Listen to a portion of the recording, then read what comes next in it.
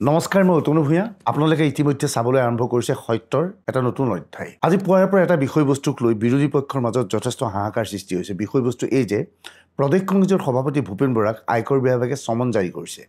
কোৱা হৈছে যে প্ৰদেশ কংগ্ৰেছৰ সভাপতি ভূপেন বৰাই শুকুৰবাৰে দুপৰীয়া 1 বজাত গুৱাহাটীস্থিত আয়কৰ বিভাগৰ কাৰ্যালয়ত উপস্থিত হ'ব লাগিব আৰু আয়কৰৰ হিচাপ দিব লাগিব। এই নটিছখনৰ লগতে কোৱা হয় যে ভূপেন বৰাই যদি ইচ্ছা প্ৰকাশ কৰে, তেওঁ যদি নিজে নাযায়, তেনেহ'লে তেওঁৰ এজন যোগ্য প্ৰতিনিধিক অৰ্থাৎ তেওঁ চিএক প্ৰেৰণ কৰিব পাৰিব। লগে লগে বিভিন্নজনে বিভিন্ন ধৰণৰ বক্তব্য আগবঢ়াইছে। ৰাজনৈতিক মহলত বিশেষকৈ বিৰোধী পক্ষৰ ফালৰ পৰা কোৱা হৈছে যে ভূপেন বৰাক এইদৰে আয়কৰ বিভাগৰ পৰা হেঁচা প্ৰয়োগ কৰা হৈছে। সৰ্বভাৰতীয় পৰ্যায়ত আয়কৰ বিভাগ, ইডি আদিক বিৰোধীৰ বিৰুদ্ধে ব্যৱহাৰ কৰাৰ গুৰুতৰ অভিযোগ উত্থাপন কৰি আহিছিল বিৰোধীয়ে।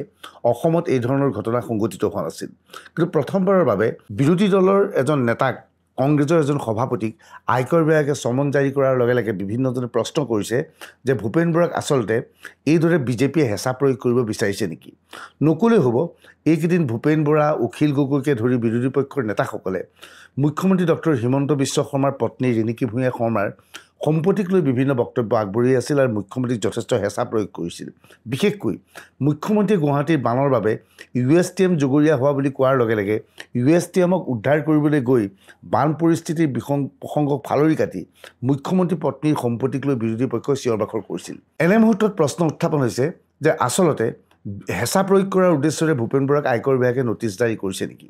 এই সমগ্ৰ বিষয়টো সংক্ৰান্তত সত্যৰ তৰফৰ পৰা অনুসন্ধান চলোৱা হৈছিল।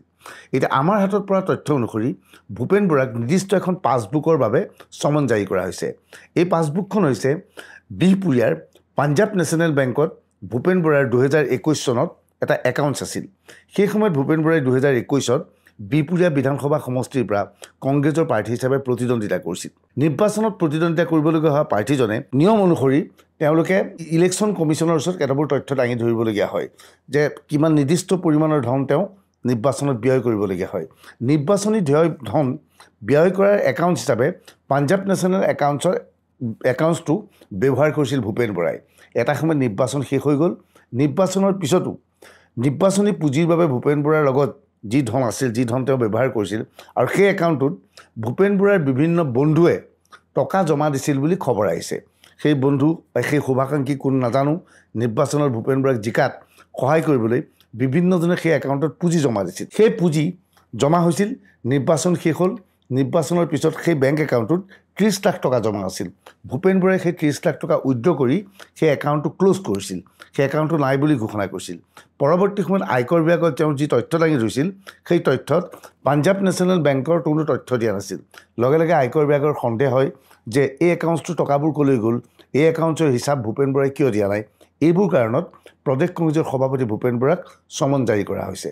আশা কৰা হৈছে ভূপেন বৰাই বা তেওঁৰ প্ৰতিনিধিয়ে আয়কৰ বিভাগৰ এই প্ৰশ্নৰ উত্তৰ দিব পাৰিব। গতিকে ইয়াক লৈ ৰাজনীতি কৰি বিশেষ লাভ নাই।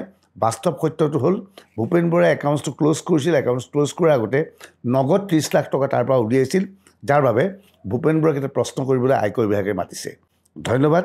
আমাৰ এই বক্তব্যৰ ওপৰত আপোনাৰ কিছু মন্তব্য থাকিলে কমেণ্ট ছেকশ্যনত লিখিব পাৰিব। ধন্যবাদ।